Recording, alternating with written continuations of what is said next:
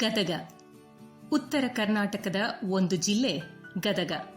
ಕಲೆ, ಸಾಹಿತ್ಯ, ಸಂಸ್ಕೃತಿ, ಆಧ್ಯಾತ್ಮಿಕ ಮತ್ತು ಔದ್ಯೋಗಿಕ ಕ್ಷೇತ್ರಗಳಲ್ಲಿ ಗದಗ ತನ್ನದೇ ವಿಶಿಷ್ಟ ಪರಂಪರೆಯನ್ನು ಹೊಂದಿದೆ. ಗದುಗಿನ ಮೂಲ ಹೆಸರು ಕೃತುಕ, ಕೃತುಪುರ, ಕರಡುಗು, ಆನಂತರ ಗಲದುಗು, ಗದುಗು ಆಗಿ ಈಗ ಗದಗ ಹೆಸರಿನಿಂದ ಕರೆಯಲಾಗುತ್ತದೆ. ಗದಗ ಮತ್ತು ಬೆಟಗೇರಿ ಅವಳಿ ನಗರಗಳು.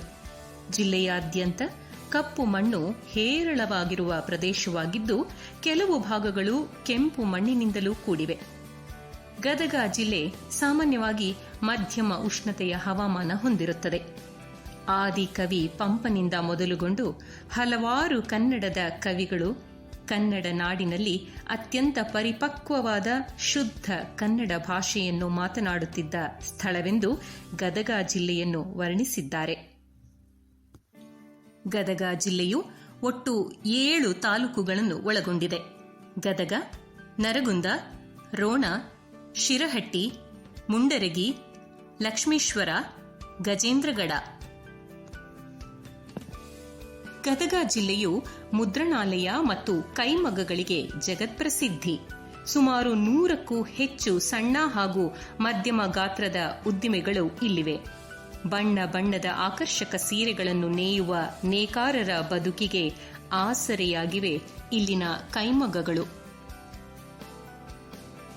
ಜಿಲ್ಲೆಯಿಂದ 40-50 ಕಿಲೋಮೀಟರ್ ಉದ್ದಗಲದ ಕೃಷಿ ಭೂಮಿಯು ಹೆಚ್ಚು ಗಾಳಿ ಬೀಸುವ ಪ್ರದೇಶವೆಂದು ಗುರುತಿಸಿ ಕರ್ನಾಟಕ ಇಂಧನ ಅಭಿವೃದ್ಧಿ ನಿಗಮ ನಿಯಮಿತ KREDL ಇಲ್ಲಿ ಪವನ ವಿದ್ಯುತ್ ಸ್ಥಾವರ ಸ್ಥಾಪನೆಯ ಯೋಜನೆಗೆ ಯೋಗ್ಯ ಸ್ಥಳವೆಂದು ಪಟ್ಟಿ ಮಾಡಿದೆ.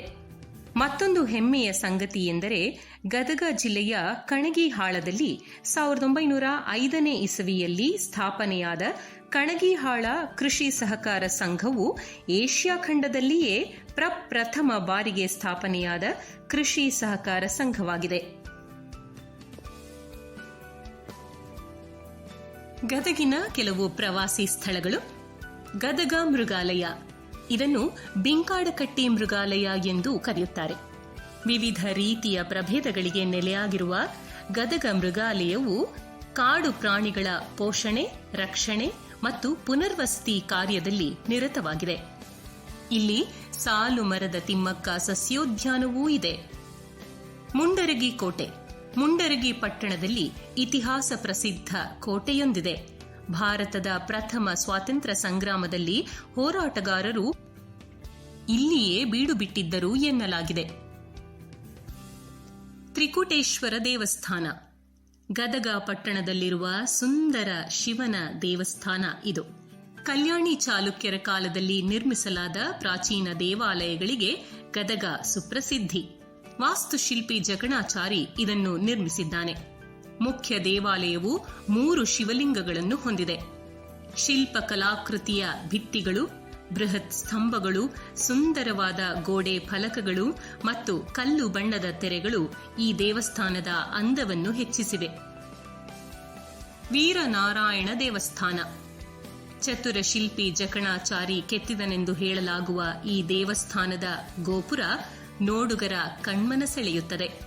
ಗದುಗಿನ ಮಹಾಭಾರತ ಅಥವಾ ಕರ್ನಾಟ ಭಾರತ ಕಥಾಮಂಜರಿ ರಚಿಸಿದ ಕುಮಾರವ್ಯಾಸ ಇದೇ ದೇವಸ್ಥಾನದಲ್ಲಿ ಕುಳಿತು ಮಹಾಭಾರತವನ್ನು ರಚಿಸಿದನೆಂದು ಹೇಳಲಾಗುತ್ತದೆ. ಆತ ದೇವಸ್ಥಾನದ ಯಾವ ಕಂಬದ ಕೆಳಗೆ ಕುಳಿತು ಪ್ರತಿನಿತ್ಯ ಮಹಾಭಾರತ ಬರೆಯುತ್ತಿದ್ದನೋ ಅದನ್ನು ಕುಮಾರವ್ಯಾಸ ಕಂಬವೆಂದೇ ನಾಮಕರಣ ಮಾಡಲಾಗಿದೆ. ಲಕ್ಕುಂಡಿ, ಇದನ್ನು ದೇವಾಲಯಗಳ ಸ್ವರ್ಗವೆಂದು ಕರೆಯುತ್ತಾರೆ. ಶಾಸನಗಳ ಪ್ರಕಾರ ಲಕ್ಕುಂಡಿಯನ್ನು ಲೋಕಿಗುಂಡಿ ಎಂದು ಕರೆಯಲಾಗುತ್ತದೆ. ಲಕ್ಕುಂಡಿ ಒಂದು ಪೌರಾಣಿಕ ಮತ್ತು ಐತಿಹಾಸಿಕ ಸ್ಥಳವಾಗಿದೆ. ಗ್ರಾಮದುದ್ದಕ್ಕೂ ಹೆಚ್ಚು ಪ್ರಾಚೀನ ದೇವಾಲಯಗಳನ್ನು ಒಳಗೊಂಡು ಕಲ್ಯಾಣಿ ಎಂದು ಕರೆಯಲ್ಪಡುವ 101 ಮೆಟ್ಟಿಲುಗಳ ಬಾವಿ ಮತ್ತು ಚಾಲುಕ್ಯರು, ಕಲಚೂರಿಗಳು, ಸೀನಾ ಮತ್ತು ಹೊಯ್ಸಳರ ಆಳ್ವಿಕೆಯಲ್ಲಿ ನಿರ್ಮಿಸಲಾದ ಅನೇಕ ಶಾಸನಗಳನ್ನು ನಾವಿಲ್ಲಿ ಕಾಣಬಹುದು. ಕಾಶಿ ವಿಶ್ವನಾಥ ದೇವಾಲಯವು ಅತ್ಯಂತ ಕಲಾತ್ಮಕವಾದ ಮತ್ತು ಸುವಿಸ್ತಾರವಾದ ಪ್ರಾಂಗಣ ಹೊಂದಿರುವ ದೇವಾಲಯ. ಲಕ್ಕುಂಡಿ ಒಂದು ಪ್ರಮುಖ ಜೈನ ಕೇಂದ್ರವೂ ಆಗಿದೆ. ಮಹಾವೀರ ಜೈನ ದೇವಾಲಯ ಅತ್ಯಂತ ಪ್ರಾಚೀನ ದೇವಾಲಯಗಳಲ್ಲಿ ಒಂದು. ಲಕ್ಕುಂಡಿ ತನ್ನ ಕಡಿದಾದ ಬಾವಿಗಳಿಗೆ ಹೆಸರುವಾಸಿಯಾಗಿದೆ. ಇಲ್ಲಿಯ ಮತ್ತೊಂದು ಆಕರ್ಷಣೆ ಎಂದರೆ ಕಲಾಶಿಲ್ಪ ಗ್ಯಾಲರಿ. ಇದು ಭಾರತದ ಪುರಾತತ್ವ ಇಲಾಖೆಯ ನೇತೃತ್ವದಲ್ಲಿ ಅಭಿವೃದ್ಧಿ ಕಾರ್ಯಗಳನ್ನು ನಿರ್ವಹಿಸುತ್ತದೆ. ಪುರಾತತ್ವ ಶಾಸ್ತ್ರದಲ್ಲಿ ಆಸಕ್ತಿ ಹೊಂದಿರುವವರು ಇಲ್ಲಿಗೊಮ್ಮೆ ಖಂಡಿತ ಭೇಟಿ ನೀಡಬೇಕು. ಮಾಗಡಿ ಪಕ್ಷಿಧಾಮ ಮಾಗಡಿ ತೊಟ್ಟಿಯಲ್ಲಿ ರಚಿಸಲಾಗಿದೆ. ಇದು ಕರ್ನಾಟಕದ ಜೀವ ವೈವಿಧ್ಯದ ಹಾಟ್ಸ್ಪಾಟ್ಗಳಲ್ಲಿ ಒಂದು. ಬಾರ್ ಹೆಡೆಡ್ ಗೂಸ್ ಮಾಗಡಿ ಜೌಗು ಪ್ರದೇಶಗಳಿಗೆ ವಲಸೆ ಹೋಗುವ ಪಕ್ಷಿಗಳಲ್ಲಿ ಒಂದಾಗಿದೆ. ಆದರೆ ವಲಸೆ ಹಕ್ಕಿಗಳು ಕೃಷಿ ಉತ್ಪನ್ನಗಳನ್ನು ತಿನ್ನುವುದು ಆಸಕ್ತಿದಾಯಕ ಮತ್ತು ಕುತೂಹಲಕಾರಿಯಾಗಿದೆ. ಚಳಿಗಾಲದಲ್ಲಿ ಇದು ಬಾರ್ಲಿ, ಅಕ್ಕಿ ಮತ್ತು ಗೋಧಿಯನ್ನು ತಿನ್ನುತ್ತದೆ.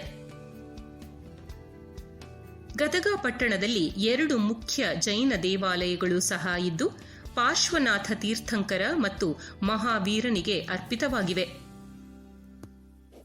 ಗಜೇಂದ್ರಗಡ ಕೋಟೆ ಪ್ರಸಿದ್ಧ ಮರಾಠ ಆಡಳಿತಗಾರ ಛತ್ರಪತಿ ಶಿವಾಜಿ ಮಹಾರಾಜ್ ನಿರ್ಮಿಸಿದ ಐತಿಹಾಸಿಕ ಕೋಟೆ ಇದು.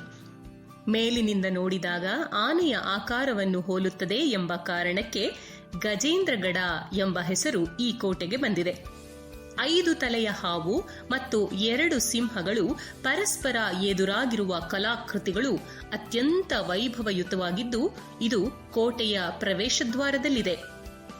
ಬಸವೇಶ್ವರ ಪ್ರತಿಮೆ ವಿಶ್ವದ ಅತಿದೊಡ್ಡ ಬಸವೇಶ್ವರ ಪ್ರತಿಮೆ ಗದಗ ನಗರದಲ್ಲಿದೆ. ಇದು 116.7 ಅಡಿ ಎತ್ತರದ ಸತು ಲೋಹವನ್ನು ಸಿಂಪಡಿಸಿದ ಕಾಂಕ್ರೀಟ್ ಪ್ರತಿಮೆ. 12ನೇ ಶತಮಾನದಲ್ಲಿ ಸಮಾಜದ ಸುಧಾರಣೆಗಾಗಿ ಶ್ರಮಿಸಿದ ಸಮಾಜ ಸುಧಾರಕ ಶ್ರೀ ಬಸವೇಶ್ವರರು. ಭೀಷ್ಮಕೆರೆ ಐತಿಹಾಸಿಕ ಹಾಗೂ ಪ್ರಮುಖ ಪ್ರವಾಸಿ ತಾಣವೆಂದೇ ಗುರುತಿಸಿಕೊಂಡ ಭೀಷ್ಮಕೆರೆ ಸರೋವರದ ದೊಡ್ಡ ಗಾತ್ರದ ಕಾರಣ ಇದನ್ನು ಭೀಷ್ಮಕೆರೆ ಎಂದು ಕರೆಯಲಾಗುತ್ತದೆ. ಇಲ್ಲಿ ಅರ್ಜುನ ಮತ್ತು ಭೀಷ್ಮರ ನಡುವಿನ ಯುದ್ಧದ ಪ್ರತಿಮೆಗಳನ್ನು ಪ್ರವೇಶ ದ್ವಾರದಲ್ಲಿ ರಚಿಸಲಾಗಿದೆ. ಕೆರೆಯ ಸುತ್ತಲಿನ ಗೇಬಿಯನ್ ವಾಲ್ ಸೇರಿದಂತೆ 10 ಹಲವು ಸೌಲಭ್ಯಗಳು ಇಲ್ಲಿ ಗಮನ ಸೆಳೆಯುತ್ತವೆ. ಗದಗ ಜಿಲ್ಲೆಯಲ್ಲಿ ಹರಿಯುವ 2 ಪ್ರಮುಖ ನದಿಗಳೆಂದರೆ ಮಲಪ್ರಭಾ ಮತ್ತು ತುಂಗಭದ್ರಾ. ವಿಶೇಷ ಖಾದ್ಯಗಳು ಗದಗ ಪಟ್ಟಣ ಬದನೆಕಾಯಿ ಬಜ್ಜಿ, ಒಗ್ಗರಣೆ ಗಿರ್ಮಿಟ್ ಮತ್ತು ಮೆಣಸಿನಕಾಯಿ ಮಿರ್ಚಿಗೆ ಬಾಯಲ್ಲಿ ನೀರೂರಿಸುವ ಇಂತಹ ಖಾದ್ಯಗಳಿಗೆ ಪ್ರಸಿದ್ಧಿಯಾಗಿದೆ. ಇಲ್ಲಿನ ಪ್ರಮುಖ ಬೆಳೆಗಳು ಜೋಳ, ಸಜ್ಜೆ, ಶೇಂಗಾ, ಸೂರ್ಯಪಾನ, ಉಳ್ಳಾಗಡ್ಡಿ ಅಂದ್ರೆ ಈರುಳ್ಳಿ. ಪ್ರಮುಖ ಆಹಾರ ಧಾನ್ಯ ಜೋಳ, ಜೊತೆಗೆ ರಾಗಿ, ಗೋಧಿ, ಬೇಳೆಕಾಳುಗಳು, ನೆಲಗಡಲೆ, ಹತ್ತಿ, ಮೆಣಸಿನಕಾಯಿ ಮತ್ತು ಸಂಕರಣ ಹತ್ತಿ ಬೀಜಗಳನ್ನು ಕೂಡ ಬೆಳೆಯಲಾಗುತ್ತದೆ.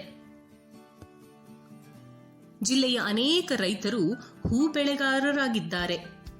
ಇಲ್ಲಿ ಸೇವಂತಿಗೆ, ಮಲ್ಲಿಗೆ, ಸುಗಂಧರಾಜ, ಗುಲಾಬಿ, ಚೆಂಡು ಹೂ, ಸೂರ್ಯಕಾಂತಿಯನ್ನು ಬೆಳೆಯುತ್ತಾರೆ.